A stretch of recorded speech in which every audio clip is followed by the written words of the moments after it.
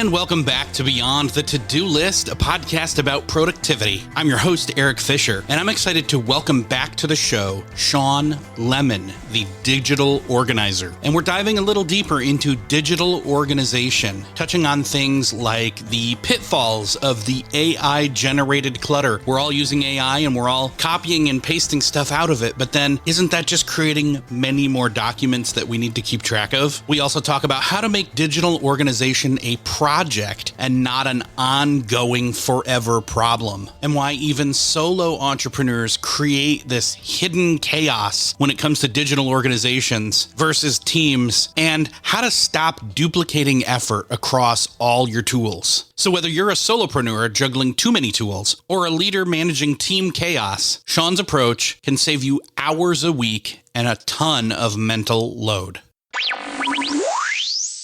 Well, it is my privilege to welcome back to the show, Shawn Lemon. Shawn, welcome back to Beyond the To-Do List. Thanks, Eric. I'm excited for our conversation today. I am too. So you're the digital organizer. You've been on the show before. We talked all about digital organization. Let's do a quick overview of, okay, obviously digital organization is important, not in like a, well, definitely in a, Venn diagram crossover into some minimalism type stuff, but really with digital, because it's not physical items, that's a lot easier to just let lie all over the place digitally. Totally. It also makes it possible for you to have lots of clients. So totally. Awesome there. What's your ethos here when it comes to what is digital organization, and like, where are you coming from on this perspective? For me, digital organization is being able to find what you're looking for in seconds. I want to have as few inboxes as possible to check so I can find exactly what I'm looking for. And that comes down to having a few core tools that we use. Really great communication tools and a strategy around how we're communicating with our team and with our clients, where we're storing our files, and having one main repository for all that and not letting them spread out all over the place, and having a real tight structure and knowing what you're working on in project management. And then, of course, not dealing with password issues. So you deal with those four things and get those locked in, then you can have some specialty apps here and there to do specific functions and be incredibly efficient with how you work. Yeah, great summarization there. I really enjoy the fact that you're covering all the bases, like passwords, any one of those alone, but especially passwords. That was like, ooh, when you said that word, I kind of cringed because but then I thought to myself, wait a second, I actually recently did a cleanup of that about 2 months ago, where I went through my one password manager and was able to find a bunch of just different I was able to remove and consolidate and eliminate duplicates. I was able to eliminate archived stuff. Stuff that I'd archived that I don't even use anymore, or accounts that don't exist, and all those kinds of things. And then while I was at it, update those passwords because it had been a while. So we could spend a ton of time on that. That's probably worth an entire episode right there, but that's not what we're going to talk about today. I think where it really gets messy, or has the potential to get messy, although I guess with solo entrepreneurs, it can be as messy because you think, oh, well, I know where that is in your head all the time, but you really don't, or you rely maybe a little too heavily on the search option in Google Docs or in email or in something to pull something up, but you don't really have it. You don't have everything in its right place. Right. Yeah. It's definitely a big thing with solo people. And what we see a lot is actually a lot of duplicate work, people thinking that they know where it is. And then the time crunch happens and it's, where is this? I can't find it. I'm just going to recreate it. So the recreation over and over again, and then that creates duplicates and then files in multiple places. And then the sprawl just happens. But then the same is true for really large companies. I can't tell you how many calls I've had with people in large organizations that are just a complete mess. No communication strategies, so that files are just going all over the place. Like, you have a horrible file structure. So everything else is screwed up around communication because people are emailing files to each other. And so they think they have an email problem, but it's actually folder structure. It's like, if we just actually shared our files and had a really clean structure, you don't have to email back and forth about all of these different things and keep track of everything that's going on. So that's where it comes to, email, files, passwords all together. They really, all three of them go hand in hand. And not just where the files are, but also then which system the files are in. Sometimes we're using multiple tools. Sometimes those tools are redundant, but we only use the component. We use this one component of this one tool because we don't like that same corresponding component in another tool, but we use that other tool for something else. And then we have to juggle which tool we're using. Or, as you kind of talked a little bit earlier offline, one of the things that we do often is, okay, we're going to go, air quotes, all in on this one doc system, whether it's Google Docs or Dropbox or Box, or there's probably some of that I don't even know of, and I'm kind of glad I don't. Yeah, totally. I wish I didn't know about as many as I do. There's so many different options out there, but you kind of hit it with the moving to another platform. The amount of people that we see for Google Drive migrations, or really Google Workspace migrations. Right. We're going to get our email there. Let's get our calendars. We're sick of dealing with, people's iCloud calendars and everything. Let's go all in on Google. And then they get the email working and the calendars and some files in, but then the rest of the repository is still in Dropbox. And then there's some stuff in Box and stuff on people's computers. And that total migration and overhaul never happened. And so then it actually doesn't help. It makes things worse. And it's not that hard. All we have to do is consolidate everything into one place and then go through a pretty structured process of purge, archive, reorganize based on how you work as a team, and then rename, which can seem like a pretty massive job. And I think that's why it stops a lot of people, because we have a ton of files. I mean, like you were saying at the beginning, it's so easy to store everything. So we've got digital hoarders, and we have businesses that are digital hoarders. And so the thought of, oh my God, I have to organize all of this. Like, you really don't, because the fact is the 80-20 rule applies, but in an exponential. I mean, depending on how established your business is, and we might be talking single percentages of files that are active right now that are relevant to the business right now and moving you forward. That's really what we want to focus on when organizing, so that we don't have to tackle this massive job to get up and running. We do need to get it all in one place. So when we need to search for it, we've got those at hand. But that isn't the biggest priority. It's let's get functional, really functional right now, and moving forward. A lot of the times, this whole process is actually going to start with an audit of what tools you're actually using, what tasks you actually need them for. What does that process look like for you when working with a client? Yeah, so it's typically focusing on one thing at a time once we actually get into the meat of it. Like in the discovery call, it's what are you using, what are the pain points, all that stuff, and really getting to the core of what are the things sucking the most of your time. We tackle those first, start dealing with the rest. But once we get into it, it's what's all the context. So where is everything? So if we're on files, where's all of your stuff stored? Let's write it down. Let's kind of map it out and then get our initial plan together of consolidating. But there is a process of figuring out, is the platform that you chose the right one for you?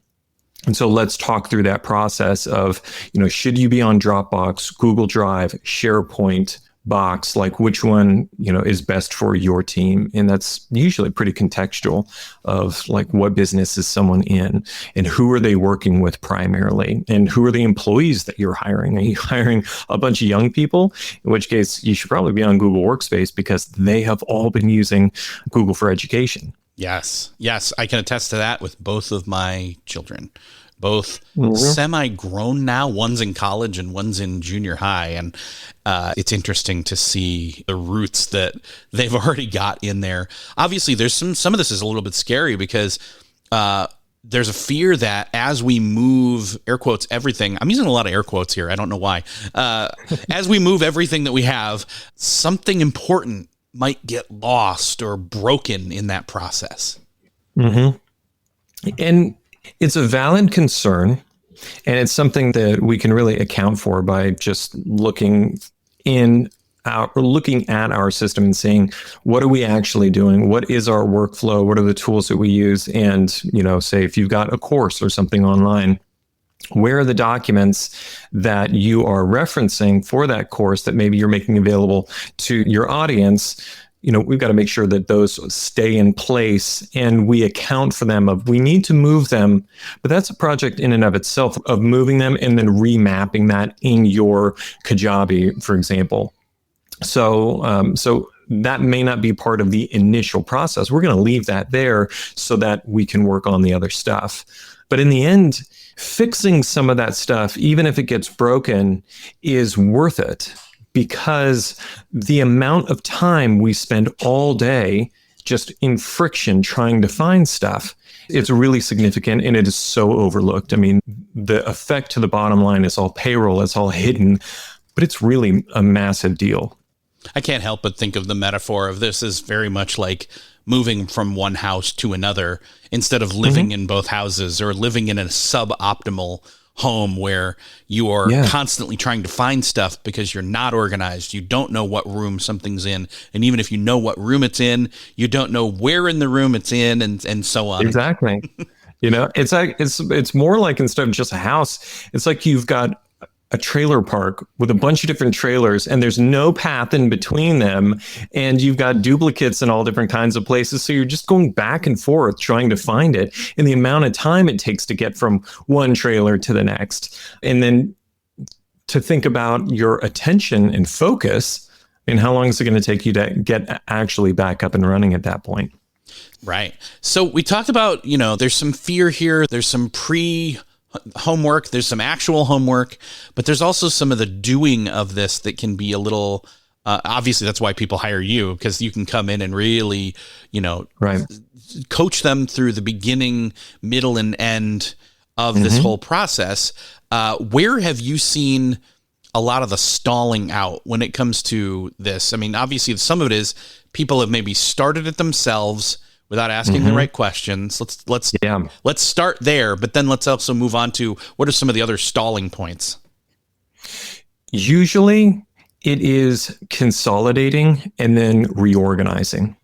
So those are the two big ones. From there, it's usually people don't get too much further past that. They might dabble with a naming convention, but getting everything into one place, and the reason for that is pretty legit, because if you're trying to go from Google's My Drive, for example, to shared drives, well, if you don't own everything in that folder that you have in My Drive because you hired a contractor and they created a whole bunch of copy for you, and then you go to move that folder into the new structure, well, you can't actually move it because you don't own all the stuff in there. And so people run into these technical issues, or think, I'm going to go get what I need from Dropbox right now, and then I'm going to go ahead and reorganize Dropbox and then pull it all over into Google Drive. They don't do it. They forgot what they left in Dropbox and where they left off, and now they're paralyzed with fear of, which version? How far did I get? And, and if you don't actually complete the process and burn the bridge behind you. So let's get it down from Dropbox, move it into Google Drive, not copy. And that way it's gone from Dropbox and we can see this has been completed. Very interesting. I think that, again, one of those things is, because we're working with digital copies, it's hard. It's easier in some ways with physical things, because, okay, all of that stuff is now over here. Like, you can literally look and see, and it's, but whereas you look in multiple places and you still see the remnants, or what's worse is it's actually still, like, you can duplicate a file and now there's two of them, and now there's, you can clone things in digital space that you can't do as well or at all in a physical space. Yeah. It's surprising how often we have to convince people to complete some of this stuff and actually get rid of it from Dropbox, because people think that they'll remember. It's like, oh no, I'll remember this. And even folders that you might want to archive or different things later on down the road, we don't realize how fast time goes by. And then all of a sudden it's been 3 years and you go back and have no idea what the plan was and what you had done in that folder. I was a victim of this for myself. Probably, I think it was 2010. I accidentally wiped a hard drive that I thought I had consolidated over to another drive. And everything was on the other drive except for my photos, all of my old ones. And it was a pretty big chunk of photos. And it took a couple of years to finally like pull all of it together because it was such a big project. And I would just deal with it a few hours at a time, sorting out all of this stuff because I had to use file recovery software that brought it all back. But for 12,000 good photos, it brought back 100,000 images because of all of the different apps. Every app has thousands of images in it. It's insane how big of a project it could be. But even as good as I am with organization, I just forgot. And so we've got some different strategies of how to actually remember. If you can't delete something, you need to leave something there. We create text files or really long folder names to just say, this is where we left off. It's why it's here. You can delete this. Yeah, in 2 years. A visual bookmarking or a very obvious breadcrumb trail. That's very, you make it obvious, in other words. I love that. Yeah, because I'm not going to go into it, but I've lost some photos. I've been able to figure out where to find and get a chunk of them and felt like I didn't end up losing too many personal ones, which really was kind of frustrating. But it's funny how these days we don't think of that as much. That's a whole other tangent. Anyway, when it comes to photos and how often we're taking photos and then are we offloading them and putting them in, we used to have film. Anyway, right. I digress. Right. Well, and then our memory cards were only so big. Right. And then you'd have a process of importing the photos. And while you were there, you might as well delete and cull and create some albums or maybe do the faces if you're on a Mac and stuff like that. It's the time for processing isn't there anymore as things just keep going faster and faster. And so the time to review of planning your week or deciding what you're going to do and staying on task, it's just harder because the processing time isn't there because we're expected to move so quickly, especially with all the AI stuff. Yeah. And I do want to go into the AI stuff in a moment because it's just become so easy. Again, not only are we talking about moving all these documents and making sure that we've got a workflow that works in terms of duplicate, move, put in the right place, know where they are, all those kinds of logistics. But the ability to just out of the blue, like I could probably tell you that in the past week, I probably couldn't tell you, I should say, how many, for example, Google Docs I have that I copied and pasted out of something that I was working with in an AI function of some sort. And those docs are now so much easier to create out of digital thin air that there's so much more of them, just like there's so many more photos these days than the careful, I only have so much film on this camera that I can use mentality. Mm-hmm. Yeah, we have to train a lot of people now, well, always have really, of triaging and deciding what is worth keeping and how should we keep it, because we're saving way too much stuff. And then if we don't organize it well, then, it gets out of hand. But yeah, when organizing a lot of the AI stuff, it's, do I actually need this? Once I got that email sequence written, do I, and actually implement it into ConvertKit, do I need that whole Google Doc detailing it out? Well, it would be nice if I'm going to share it with a marketing agency, but if we're creating so fast and I'm really doing it and I'm going to go in and make those edits, do I actually need to back it up as a Google Doc? Sometimes I do. Some of this stuff I don't, and I'm just implementing immediately. But then there's other things that we need to save that I've kind of taken a totally different strategy of saving AI stuff. So I've got a folder called AI internal, and I've got one for my clients that I share a bunch of stuff with them.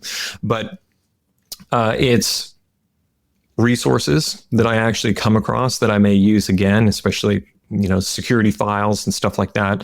Training And so I'm constantly creating different documents to train on what my priorities are, what my business is, my brand voice, all of these numbers, customer avatars, all of these things I'm creating using other GPTs. And then I'm adding it into my training folder. And then custom GPTs, I'm constantly creating custom GPTs for, as these little agents to do this task for me really quickly. Slows me down at the beginning, but speeds me up on the other side. But the iterations and the versions, as I'm changing it and tweaking it, I want to be able to have those versions. And so all of that stuff gets documented and put in my custom GPTs folder and all the resources and files that I put in there in order to have it pull the context for me. And then sometimes they save chats and prompts as well. So that way I can move across any LLM, recreate a GPT that I created in ChatGPT as a workspace in Grok or a gem in Gemini. Yeah, gosh, you just opened up a Pandora's box, because I didn't even think about the fact of organizing things that you created in AI that you want to have as documentation documents that you feed into an LLM language learning model. Sorry, some people aren't going to. I hope that everybody. Well, hope is not the right word. I assume, maybe incorrectly, that some people know these acronyms off the top of as we spit them out. But as you're creating your own, you're training it to where it's got its own knowledge that it's drawing from off things you've carefully created, curated, articulated, how you want things, all that kind of stuff, style guides, what have you. There's so much more. But yeah, if you want, you have to kind of almost pull that all out of what you've made and have it always in a spot that's ready to be like, okay, I'm going to create a new LLM, a new GPT that I want to have specifically trained to do this one specific core function well, and I want, or with excellence, I should say, and I want to wall it off in a sense from all the other, knowledge it could have, and keep it just to this, and I want it to stay on track. I want it to focus. I want it to think as much like me without distraction. And man, having to organize that as well, because I'm fascinated by this, and I'm very interested in this because I've done some of this. I actually I have a folder that's called for training LLM or training GPT training, I think is what it's actually called. But then I said, oh wait, but if I'm going to create more than one, I need other folders inside there that are for specific things. And certain documents are going to be in all of those folders because there's a baseline who Eric is and how he speaks kind of thing that I've created. And then, wow, you can see what I'm saying. It exponentially starts to grow. It does. And so there's these guides, and that's where you want to have a good naming convention and a good folder structure, and just think about, what am I going to reuse and what actually matters and what isn't? Because you can go crazy documenting all of it when it all doesn't really matter. But then there's some other things that it's like, my brand voice and certain rules of how it writes, and then details about my business. I don't want to have to update those over and over again. And the fact is, we can't trust ChatGPT's memory. No, it's constantly consolidating. And then you ask it, what do you remember about me? Or what do you remember about my business? And there's so much conflicting information and inaccurate data. And it's like, oh no, that price changed 2 years ago. Why do you think that it costs this? So I could talk for hours on memory, ChatGPT's memory, and not being able to rely on it. And so that's where I started creating, this documentation, and then I use Text Expander. I'm moving to Raycast, but I use Text Expander to save prompts that I reuse over and over again. So if I'm just in a random chat and say, write this in my voice, and I do semicolon voice, and it puts my whole, guidelines of how it should talk like me, and then it rewrites and actually gets it right. Yeah, that's another added. I mentioned passwords earlier. Text expansion tools. Yes. I am a longtime text expander user, and that in and of itself, especially in this new AI world, where there's certain prompts that I want to have at a moment's, I want to call that up. I want to, X, I won't give any real codes here, but not that it would matter. It's not like it's a password. People can get into my text expander and use them, but it's kind of more, it's more for embarrassment, maybe like X something something. Oh, that's what he uses. Anyway, type in the code, text appears. Having prompts, like full blown, multiple paragraphs, bullet list stuff. I mean, that's some of the beauty of these kinds of tools, being able to type in 3 letters and have an entire prompt show up when you need it in the appropriate time and space, like magic, is amazing. But then being able to, again, go through and say, now, which 3 letters is it? And what does that pull up? And is that still accurate? With that sort of thing too. Yes. Like, should I even be doing all of this? And so, that's where you can go nuts on organizing and then just waste massive amounts of time. Think about the people, setting up Notion. You can just spend months building out Notion and constantly refining and updating all of this stuff. And it's an incredible tool, but you can focus way too much on the tool than actually getting things done. Same thing goes for ClickUp. There's massive focus on the tool itself and it's distracting sometimes how much they're constantly doing and trying to push new tools. But it's just like, dude, I'm just trying to get work done. Yeah. So what do we actually need to save? And, that's going to speed up time because we can slow down to speed up all day. And then you're just, building tools for yourself instead of making things. You've at one point, the speed actually has to come into play. Like it can't just slow down all the time in order to then speed up. But then the speeding up, you have to get back on the track. In other words, it's like it's kind of like pit stops on a race is kind of the way I think about it. Yeah. It's for that sort of thing. Yes. Now there's an overhaul at the beginning. Like if you've got a mess, we still need to approach it as a project and then realize we're going to have some pit stops along the way where we need to do some maintenance. Maybe every quarter we go in, we actually need to archive a few of these things that didn't get archived once we finish them, whatever. But we really want to approach the organization process as a project. What are we wanting to do? Let's get it done as quickly as possible so that we're up and running, really efficient, and can either move on to the next thing that needs overhauling or get back to work and actually use it. Not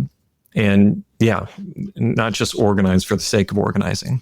It makes me think of the Benjamin Franklin quote, something along the lines of an ounce of prevention is worth a pound of cure, basically stating, hey, if you can be proactive up front and keep from getting sick, in other words, then you don't have to spend all the time getting unsick and recovering. And that's where a lot of people find themselves. However, it still requires an amount of awareness to be in that prevention mode as you're living to keep from getting sick. And even that requires some of those pit stop moments or some homework like we talked about.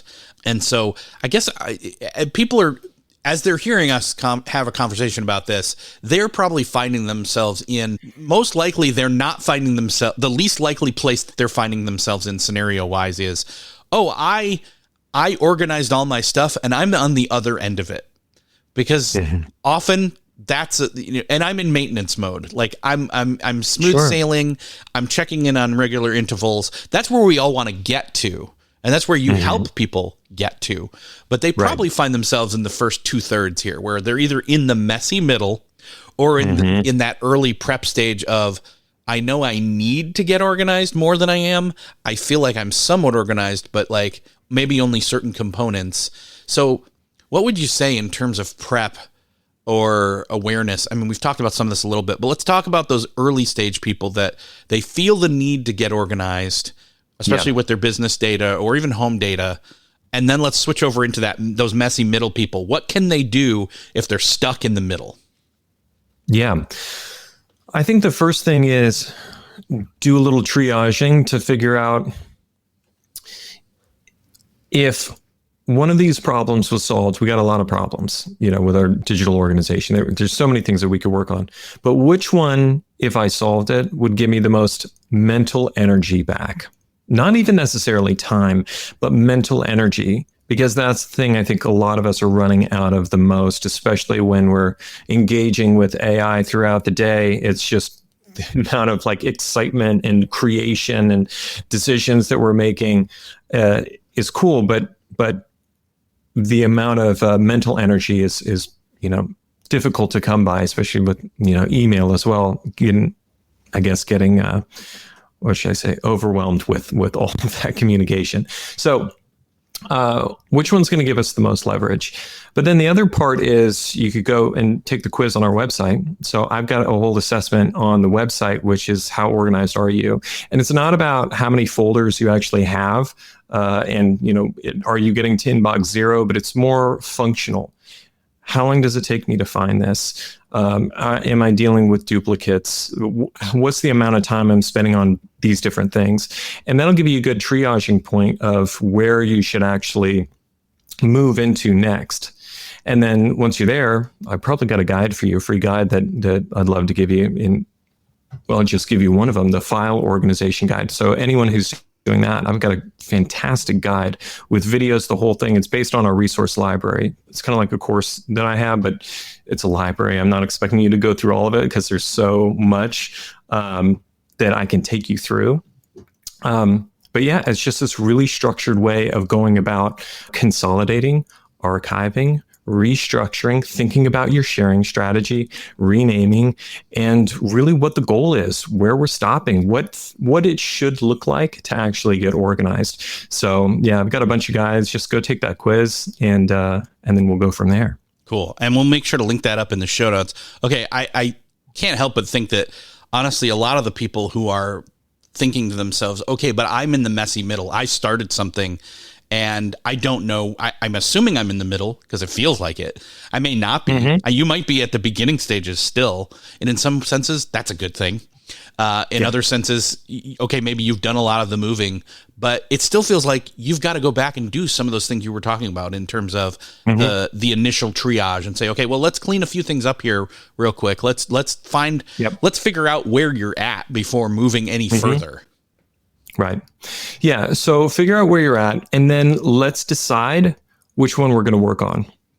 So the thing that I just see so many people doing, and that I fell into the trap of for so long, is trying to do too many things at once and feeling like, oh, this piece is broken. I need to work on that for a little bit right now, or that one is a bigger pain point than what I'm working on right now. And so switching between those different things. I want to give everyone permission to just work on one thing at a time. Now, this is practical if you just we're like, I can't do one thing at a time.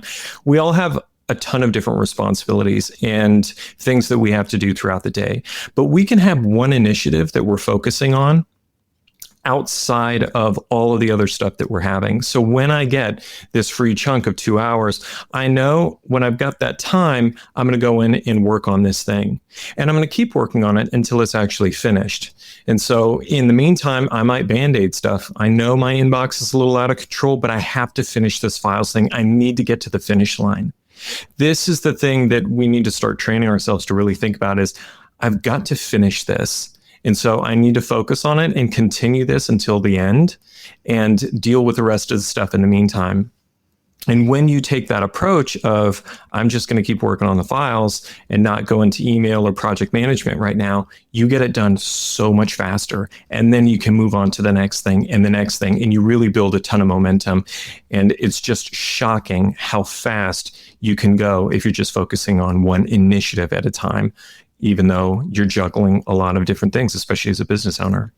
And part of the hard part for a business owner, especially if you're a sole proprietor versus, you have a team, is at least with a team, ideally, you'd have somebody you would trust to delegate as point person to keep things moving forward, either in the business while you focus on this, whether they're working with you or somebody else or just themselves, or you can delegate to them while you work in the business. In other words, the business still needs to function. Right. And meantime, somebody needs to clean all this mess up. Yeah.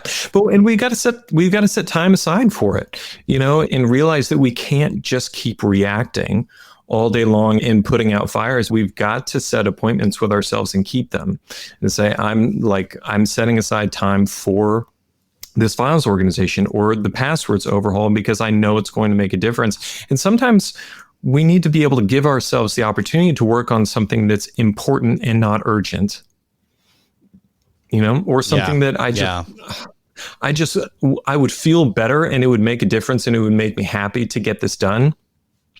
We need to be able to give ourselves permission to do that sometimes. And I think for solo businesses or those with, maybe 5 employees or less, that's incredibly difficult to just, not keep working on urgent and important, but allowing ourselves to do something that's going to just help us feel better about our environment. Mm-hmm. One of the other things that strikes me is this may be one of those dreaded times that, okay, we're going to put in some overtime to get this done or, ship this thing. We would do it normally if it was like, okay, we've got this big launch coming of whatever it is we're doing. We would put in extra time knowing that on the other end of that, we would be taking paid leave, etc. So it's kind of like that. If you can liken it to that in a sense that it's a project, you can identify it that way. You have a clear timeline and objectives. And if you can look at it that way and say, this is a business expense time-wise, then we can treat it appropriately and give it the respect it deserves in order for it to get the right amount of attention at the right time. Yeah. We could monetize it for ourselves and figure out how this is actually affecting us. So if you sit down and think about, especially the quiz will help you with this, how much time are you spending every week on email? So if we're going to try and cut that in half, if you're spending 2 hours a day, then you get back 5 hours if you just cut it in half. I mean, if you go through a process, you should be cutting it to a much smaller fraction than that. But you're getting 5 hours back. How much do you pay yourself? And if we take that and just think about the quarter, how many hours did I save over the course of a quarter if we're doing it 5 hours a week? And you just do the math. And you're going to see that there's actually a pretty significant upside.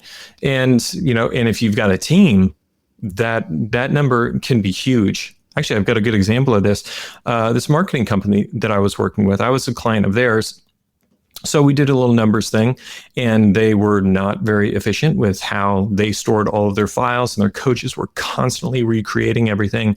And we found that with a few hours a week from their team, about $8,000, and our help, which is that $8,000, the upside was over $300,000 a year.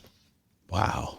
Because of the amount of time wasted for all of these coaches. Now they're being paid salary, so we weren't actually getting their salary back. What we were getting is increased capacity to work with other coaches and better retention for their current clients, better retention for their coaches as well, because of the amount of friction that it was to just work so inefficiently every day. They were losing coaches, and then their clients were leaving because their stuff wasn't up to date. And it took so long to get answers because they'd have to lean on senior staff to solve these problems. Yeah, it only takes a senior staff member a minute to find that file. But how long did it take for the client to finally reach out to the coach to look for it, not find it, reach out to the senior staff member, and then back down the chain?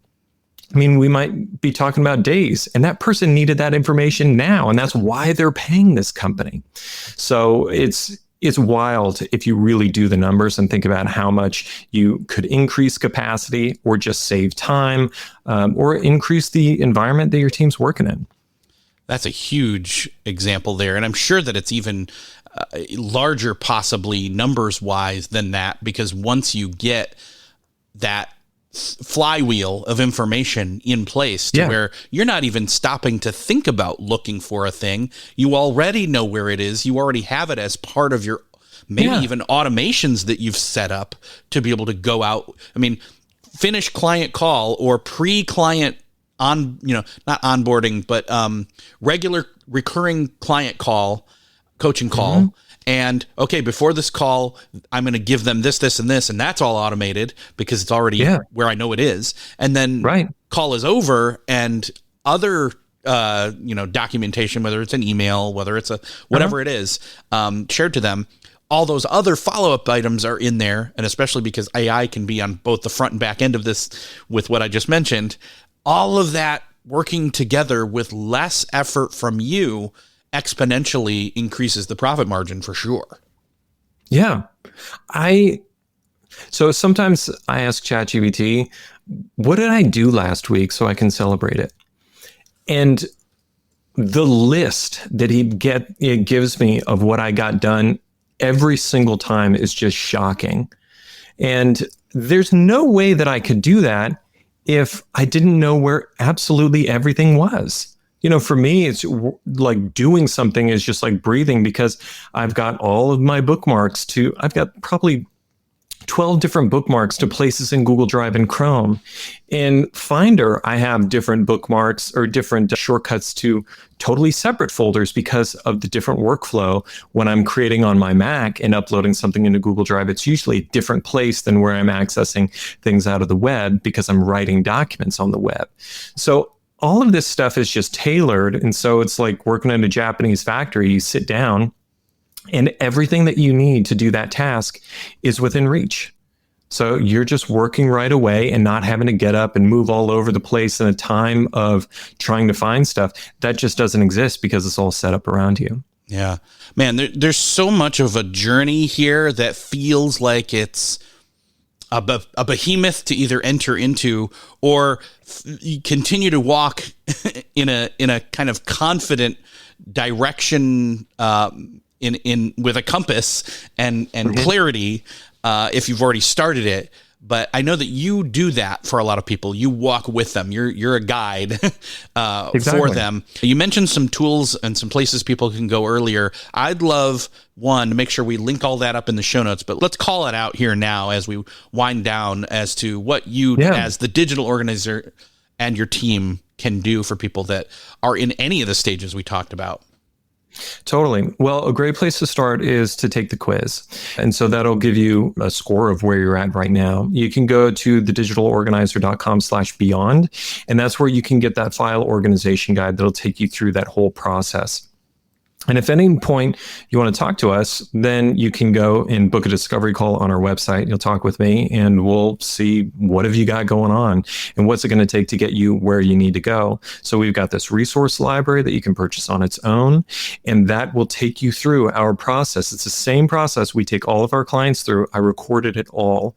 And then I've got tons of other videos of, you're in email, you want tools to clean this up faster, you can pay for this. And here's a video on how to do it here. You want to do it for free? This is how you do it here. So it's kind of a choose your own adventure of, what path do you want to go on? Do you want to spend some extra money for ease? So all of that stuff is laid out.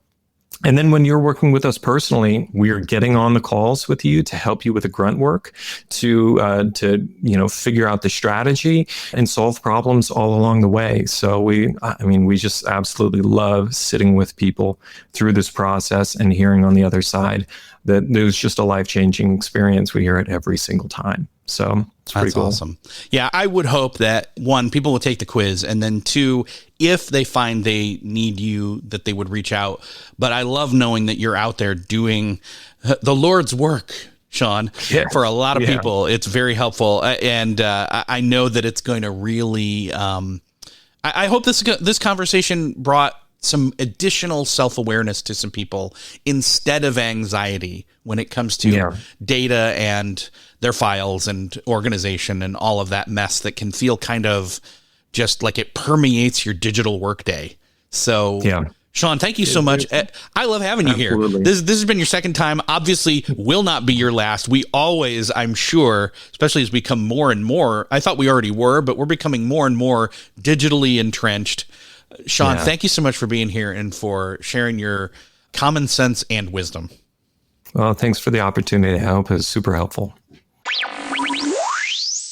Well, that's another podcast crossed off your listening to-do list. I hope that you enjoyed this conversation with Shawn Lemon about digital organization. I hope that you're walking away with some tips, some tricks, some tools. Although, again, not too many tools. We don't want to be overwhelmed by them. You can find out more about him and what he does in the show notes for this episode at beyondthetodolist.com. And if you found something helpful in this episode, which I hope you did, I bet you thought of somebody who also needs to hear this show. So do them a favor, do me a favor, share this on over to them. Hit that share button in your podcast player app of choice, wherever you're listening to this, or again, over at those show notes, and send it on over to someone you know needs to hear it. Thank you again for sharing.